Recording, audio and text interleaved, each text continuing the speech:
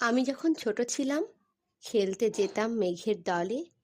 একদিন এক মেঘবালিকা প্রশ্ন করলো কৌতূহলে, এই ছেলেটা, নাম কি রে তোর? আমি বললাম, ফুসমন্তর।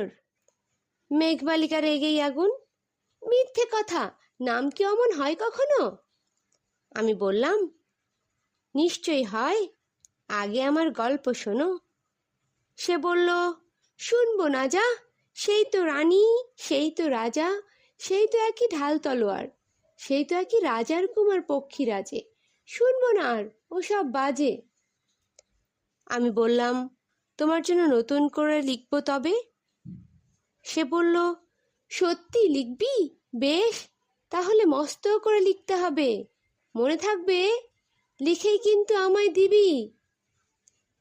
আমি বললাম, তোমার জন্য লিখতে পারি এক পৃথিবী। লিখতে লিখতে লেখা যখন সবে মাত্র 2-4 পাতা, হঠাৎ তখন ভূত চাপলো আমার মাথায়। খুঁজতে খুঁজতে চলে গেলাম ছোট্টবেলার মেঘের মাঠে। গিয়েই দেখি চেনা মুখ তো একটিও নেই এ তল্লাটে। একজনকে মনে হলো ওরই মধ্যে অন্যরকম। এগিয়ে গিয়ে বলি তাকেই, তুমি কি সেই মেঘবালিকা? তুমি কি সেই? সে বলেছে, মনে তো নেই, আমারও সব মনে তো নেই। আমি বললাম, তুমি আমায় লেখার কথা বলেছিলে। সে বলল, সঙ্গে আছে, ভাসিয়ে দাও গায়ের ঝিলে। আর হ্যাঁ শোনো, এখন আমি মেঘ নই আর, সবাই এখন বৃষ্টি বলে ডাকে আমায়। বলেই হঠাৎ এক পশলায় আমায় পুরো ভিজিয়ে দিয়ে অন্য অন্য বৃষ্টি বাদল সঙ্গে নিয়ে মিলিয়ে গেল দূরে কোথায়, দূরে দূরে। বৃষ্টি বলে ডাকে আমায়, বৃষ্টি বলে ডাকে আমায়। আপন মনে বলতে বলতে আমি কেবল বসে রইলাম ভিজে এক সা কাপড় জামায়। গাছের তলায় বসে রইলাম, বৃষ্টি নাকি মেঘের জন্য।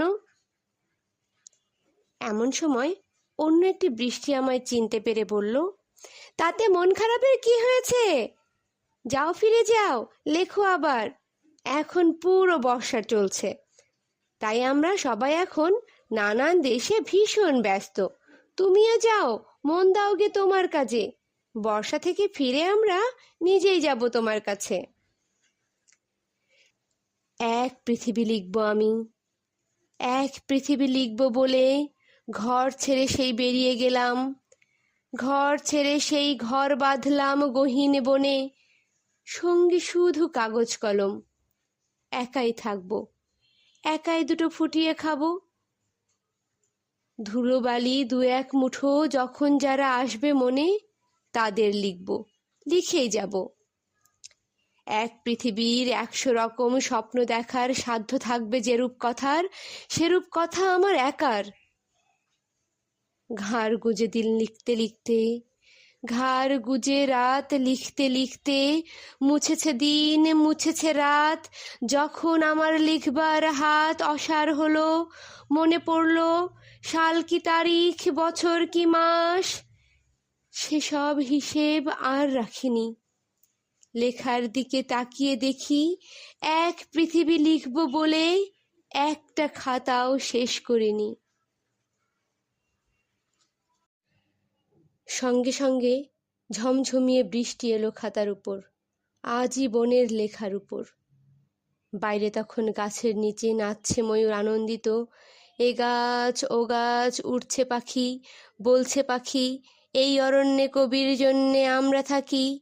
বলছে ওরা, কবির জন্য আমরা কোথাও, আমরা কোথাও, আমরা কোথাও হার মানিনি। কবি তখন কুটির থেকে তাকিয়ে আছে অনেক দূরে, বনের পরে, মাঠের পরে, নদীর পরে, সেই যেখানে সারা জীবন বৃষ্টি পড়ে, বৃষ্টি পড়ে, সেই যেখানে কেউ যায়নি, কেউ যায় না কোনোদিনই।